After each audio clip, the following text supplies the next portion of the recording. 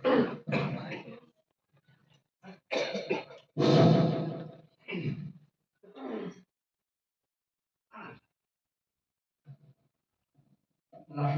ونصلي على رسوله الكريم أما بعد فقد قال الله تبارك وتعالى في كلامه المجيد أعوذ بالله من الشيطان الرجيم بسم الله الرحمن الرحيم إنا نحن نزلنا الذكر وإنا له لحافظون قال النبي صلى الله عليه وسلم خيركم من تعلم القرآن وعلمه صدق الله العظيم وصدق رسوله النبي الكريم ونحن على ذلك لمن الشاهدين والشاكرين والحمد لله رب العالمين۔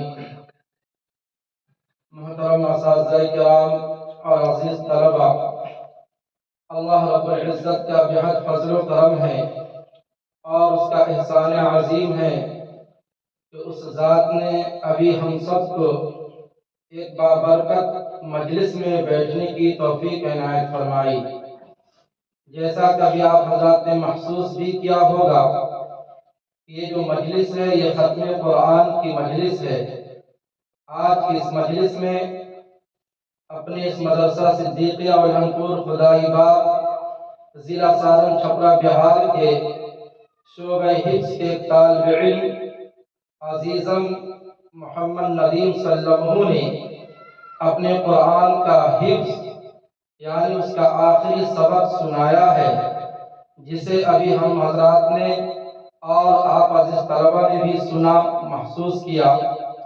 میرے عزیز طلبہ، عزیزم ندیم صلی اللہ علیہ وسلم نے حفظ قرآن کا سلسلہ آج سے چند عرصہ پہلے جو ایک سلسلہ شروع کیا تھا، وہ سلسلہ اللہ رب العزت کے فضل و کرم سے آج مکمل ہوا، اور آج انہوں نے اپنے قرآن کا آخری سبق سنا کر انہوں نے اپنے لیے یہ ثابت کیا کہ میں بھی ایک حافظ قرآن ہوں۔ اس لیے یاد رکھیے، یہ حفظ قرآن جو ہے یہ کوئی آسان چیز نہیں ہے۔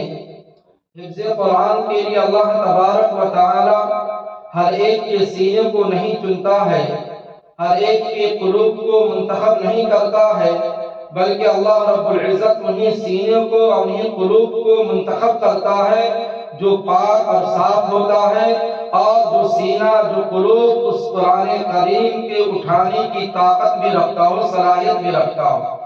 اس لیے کہ قرآن کی عظمت کا کیا کہنا، اس قرآن کے بارے میں خود قرآن کریم نے ارشاد فرمایا کہ اِنَّا عَرَضْنَا الْأَمَانَةَ عَلَى السَّمَاوَاتِ وَالْأَرْضِ وَالْجِبَالِ فَأَبَيْنَ أَن يَحْمِلْنَهَا وَأَشْفَقْنَ مِنْهَا وَحَمَلَهَا الْإِنسَانُ کہ اللہ رب العزت نے جب اس کلام پاک کو نازل کرنے کا فیصلہ کیا تو اس قرآن کے نزول کے لیے اللہ نے زمین و آسمان کو بھی مخاطب کیا اور پہاڑ کو بھی مخاطب کیا۔ یہ پہاڑ ایک عظیم طاقتور شے ہے، چیز ہے جو زمین کو ہلنے نہیں دیتی، ڈاواڈول ہونے سے بچاتی ہے، لیکن جب اس کو پہاڑ کے سامنے اس قرآن کی نزول کا مسئلہ رکھا گیا تو اس کو پہاڑ نے قرآن کے تحمل سے انکار کر دیا۔ انہوں نے صاف انکار کیا کہ میں اسے برداشت نہیں کر سکتا، لیکن اللہ تبارک و تعالیٰ نے اس قرآن کو برداشت کرنے کی اور اس قرآن کو اپنے سینے میں، اپنے قلوب میں، اپنے دل و دماغ میں محفوظ کرنے کی حضرت نبی کریم صلی اللہ علیہ وسلم کے ذریعے سے ہمیں اولاد کو عطا کیا ہے۔ یہ بہت بڑی دولت ہے، یہ بہت بڑی نعمت ہے۔ اس لیے میرے بزرگوں اور عزیز طلبہ، اس کی ہمیں قدر کرنی چاہیے۔ یہ قرآن کی عظمت کے بارے میں کیا کہنا، حضرت امام اعظم ابو حنیفہ رحمۃ اللہ علیہ سے کسی نے پوچھا کہ امام صاحب آپ نے قرآن کو کیسا پایا؟ تو حضرت امام اعظم ابو حنیفہ رحمۃ اللہ علیہ نے کہا کہ میں ہزاروں سینکڑوں مسائل قرآن سے اخذ کر چکا ہوں، نکال چکا ہوں، لیکن حقیقت یہ ہے کہ قرآن کا معنی پورا نہیں ہو سکا۔ اسی طرح حضرت امام احمد بن حنبل رحمۃ اللہ علیہ سے کسی نے پوچھا کہ امام صاحب آپ نے قرآن کو کیسا پایا؟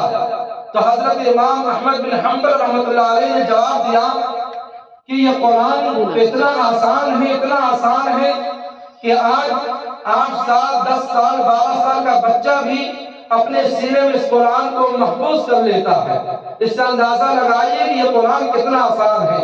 تبھی تو اللہ نے قرآن کریم کے اندر ارشاد فرمایا وَلَقَدْ يَسَّرْنَا الْقُرْآنَ لِلذِّكْرِ فَهَلْ مِن مُدَّكِرٍ۔ اور امام احمد بن حنبل رحمۃ اللہ علیہ نے یہ بھی کہا کہ قرآن اتنا مشکل ہے کہ آج قرآن کو 1400 سال گزر گئے نازل ہوئے، اور 1400 سال سے حضرات علماء کرام مفتیان اعظام مفسرین اعظام اس قرآن میں غوطہ زن ہے، لیکن اس قرآن کا حق ادا نہ ہو سکا۔ اسی طرح عزیز طلبہ، امام احمد بن حنبل سے بھی امام احمد بن حنبل ہی سے کسی نے پوچھا کہ آپ نے قرآن کو کیسا پایا؟ تو حضرت امام احمد بن حنبل نے یوں جواب دیا کہ اور عجیب بات کہی، انہوں نے کہا کہ جب میں نے خواب دیکھا، ایک رات خواب دیکھا اور خواب میں اللہ کو دیکھا تو میں نے اللہ سے پوچھا ہے اللہ آپ کے نزدیک سب سے محبوب اور پسندیدہ چیز کون سی ہے؟ تو اللہ نے کہا یہ قرآن مجید۔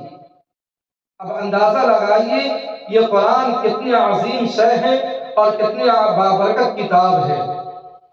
اس لیے قرآن کا حفظ کر لینا یہ ایک اعجاز ہے، یا عزیزم ندیم صلی اللہ علیہ وسلم کے لیے ایک اعجاز ہے کہ انہوں نے قرآن کو حفظ کیا اور انہوں نے اپنے ساتھ اپنی نسبت جو ہے حافظ کا لگایا ہے۔ میرے عزیز طلبہ یاد رکھیے، ایک ہے قرآن کا حافظ بننا اور ایک ہے قرآن کی حفاظت کرنا۔ قرآنی اعجاز میں سے قرآن کا حفظ کر لینا اور حفظ کرنے کے ساتھ ساتھ قرآنی اعجاز میں سے ہے اس کی حفاظت بھی کرنا ہے۔ آج ہمارے لیے اور آپ کے لیے قرآن کا حفظ کرنا تو آسان ہے، بہت سے طلبہ حفظ قرآن مکمل کر رہے ہیں، حافظ بن رہے ہیں، یقیناً یہ قرآنی اعجاز میں سے ایک اعجاز ہے، لیکن ان طلبوں میں سے ایسے کم ہی طلبہ ہوتے ہیں جو قرآن کی حفاظت کرنے والے ہوتے ہیں، قرآن کی حفاظت کرنے والے ہوتے ہیں۔ قرآن کی حفاظت کب ہوگی؟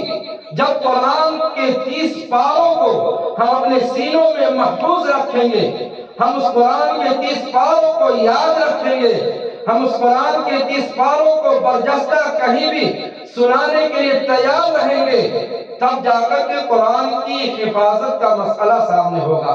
ورنہ بہت سارے حفاظ آپ کو مل جائیں گے اور ایسے ہی جو صرف انہوں نے حافظ تو بن گیا لیکن قرآن کی حفاظت کے اوپر انہوں نے غور نہیں کیا۔ اس لیے عزیزم ندیم صلی اللہ علیہ وسلم سے گزارش ہے کہ عزیزم آپ نے قرآن کا تو حفظ کر لیا ہے، یقیناً آپ کے ساتھ قرآن کی نسبت جڑ گئی، لیکن اس قرآن کی نسبت کو باقی رکھنا یہ اب آپ کی ذمہ داری ہے۔ اس قرآن کی نسبت کے ساتھ ساتھ آپ کے ساتھ اس مدرسے کی بھی نسبت جڑی ہوئی ہے، اس مدرسے کی بھی نسبت کو باقی رکھنا یہ آپ کی ذمہ داری ہے۔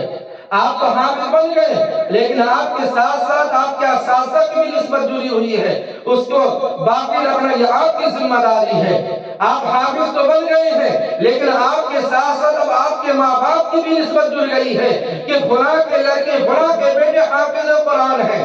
آپ اس نسبت کو باقی رکھنا آپ کی ذمہ داری ہے، اور یہ کب ہوگا؟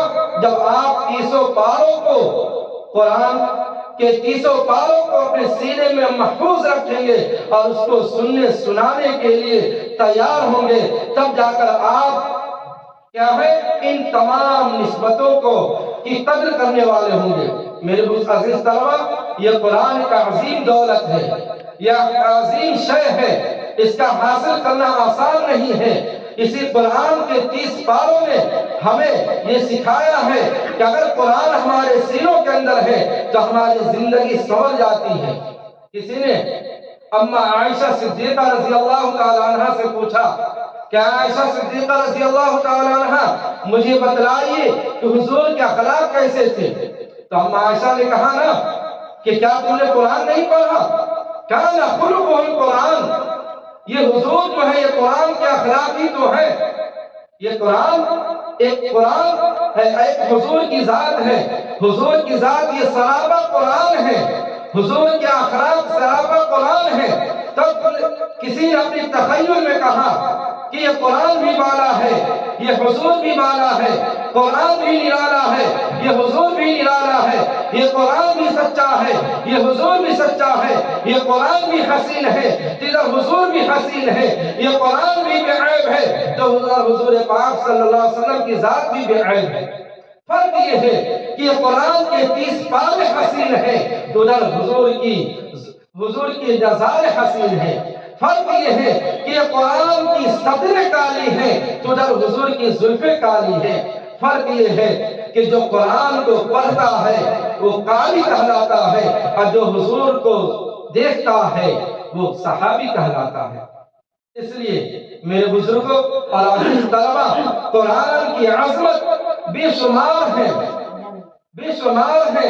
اس لیے ان تمام پہلوؤں کو آپ کے سامنے رکھنا مشکل ہی نہیں ناممکن ہے.